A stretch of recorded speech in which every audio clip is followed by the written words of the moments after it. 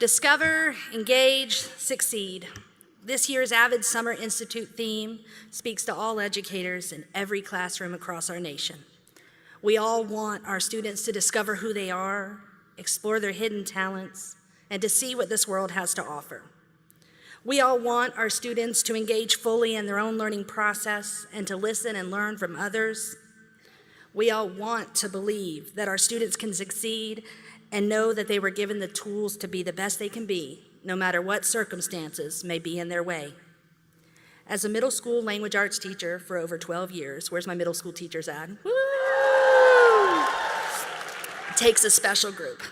And as an Avid elective teacher for 2 years, I learned something this year from an Avid student that tested my beliefs as an educator. I learned that wanting for our students is simply not enough. My story begins with an Avid student at Liberal South Middle School in Southwest Kansas. Her name is Maricela Martina Wilson Zamora Bell. A lot of names there. Maricela is like any student that you all have in your classrooms today. Her smile is infectious. She laughs at her own jokes.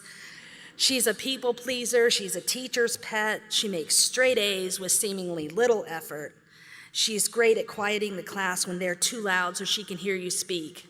She is the picture of an Avid student. We would all be so lucky to have our classrooms filled with the Maricelas of the world. Her positive attributes don't stop there.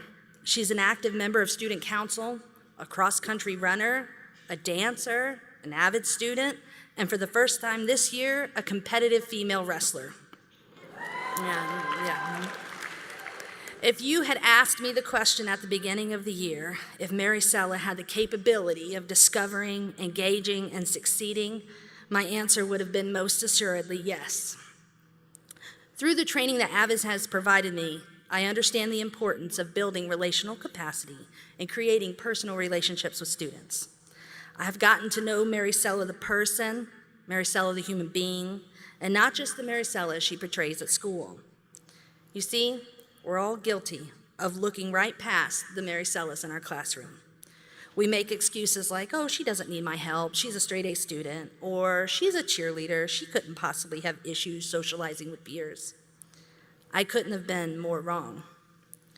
Once I really got to know Maricela, I started to notice a different side of this bubbly, happy Maricela that always said hello to me in the morning. I started to see her fear of failure in class, her constant hesitancy to make decisions without peer approval, and her anxiety over things she couldn't control, like which group member she would have or when a project was going to be due. At first, I chalked it up to perfectionism, which is not necessarily a bad quality to have. But then Maricela started to change. She began to tell me she was going to stay after school to work on a project or attend a student council meeting, or perhaps she was going to stay for wrestling practice. Noticing the changes I had seen in her classroom behavior, I decided I wasn't going to overlook Miss Maricela anymore. So I started to check up on her. I'd walk by wherever she said she may be going after school, but more times than not, I wouldn't see Maricela. I'd ask her teachers and her coaches if they had seen her, and most often, they just expressed disappointment in her not coming and assumed she was just another irresponsible teenager who no-showed. Continuing to make excuses, I then chalked her behavior up to a boy. It had to be a boy. Lots of middle school girls will tell mom, dad, or their teachers that they have a project to work on after school. I know, I have 3 teenage daughters. But they might be secretly at the park with a new love interest they don't want their mom and dad to know about. So when I would see Maricela in class, I started to ask her why she wasn't where she said she would be. I was sure I was about to learn all about Maricela's new boyfriend, but that couldn't have been farther from reality. She told me that her father wasn't allowing her to stay after school anymore. He told her that she was too involved in extracurricular activities and that he couldn't take her back and forth and leave work all the time. So instead of attending the clubs and the sports that she loved, she was going home and not showing up. Well, that's an easy fix, I thought, so the next time I saw her, I simply offered Maricela to let me give her a ride when she needed it to get back to forth to school. Problem solved. And so my relationship, my real relationship, with Maricela, Martina, Wilson, Zamora, Bell began. At first, I would drop Maricela off at a house that you or I would be afraid to enter. It sat adjacent to the local police department, had more dogs than people roaming around, and looked run down and unkept. I knew her father was a single dad, so I told myself maybe this is the best he could do. After a few trips to this house, Maricela started asking me to pick her up at her dad's work, his shop, she called it. The shop was located next to an auto parts store alongside an empty strip center in town. Maricela had keys to this shop, so every time I pulled up to this uninviting location, Maricela would pop out, unlock the door, and go inside. On our car rides, Maricela and I kept the conversation light. Anytime I'd ask about home or dad, I noticed her anxiety return. I learned that Martina was the last name of her birth father, whose rights were terminated when she was young. Wilson, the last name of her mother, who left her over a year ago and is alleged drug user and unemployed. Zamora, the last name of her new dad, who adopted her when she was in the 3rd grade. This young lady had been through more than you and I may experience in a lifetime. My mother's intuition started to take over. I felt like something was wrong, and there was more to the story than meets the eye. I would ask her if everything with her new dad was okay, and every single time she would say yes.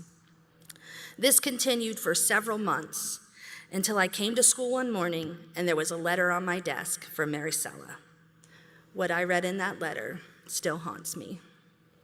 She opened up about tales of physical, emotional, and mental abuse. I discovered that she was homeless, and the first house I was taking her to was only a place she was allowed to shower at sometimes. She was living in the back of her dad's shop, which turned out to be an abandoned pornography and tobacco novelty store. She had no access to running water, food, or even a bed of her own. Her father was an alleged drug addict and was gone overnight regularly, leaving Maricela to care for herself. Yet, Maricela believed in Avid. Maricela believed in advancement via individual determination. Maricela woke herself up every day, walked to school, showered after gym class, ate her free school breakfast and lunch, and survived. In a situation like this, who knows if any of us could sit in a classroom and do anything, but Maricela was thriving. She had straight A's, she was organizing school dances, and she was the star dancer of the dance team. I immediately went to my administration and police after reading her letter. Her father was subsequently arrested. He had an extensive criminal history, so Maricela was immediately removed from his care. When looking for relatives to take her, none were safe, and her mother had a warrant out for her arrest as well, and not considered safe placement. Maricela was now going to be placed in foster care. DCF came to our school and started making phone calls to find her a foster home, and there were no open foster placements in our small town of Liberal, Kansas that had room for her. Within hours of finally telling me what was wrong, Maricela's nightmare was not over. She was in tears that she was going to be taken away from our school, away from her friends, and away from me, her Avid teacher. They were preparing to move her to a city that's over an hour away where they had a foster placement opening. Then a voice deep inside me spoke.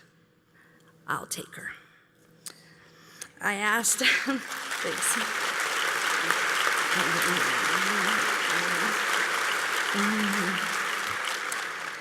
I asked DCF that day if I could be a foster parent, didn't know anything about how that works, if it was even possible, and that I would happily take her.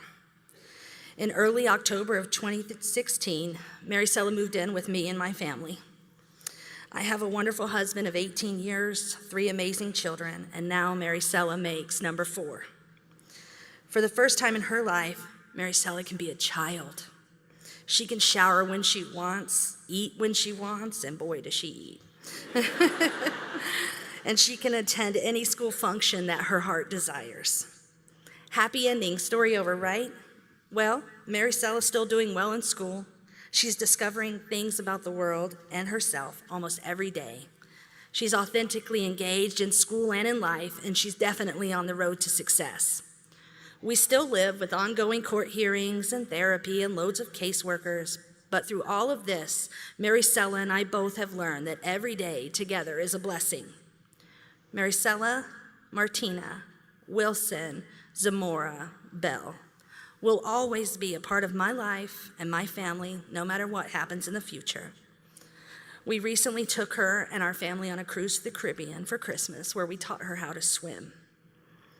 Who knows, maybe one day she'll be able to add just one more name to that list, and that's mine.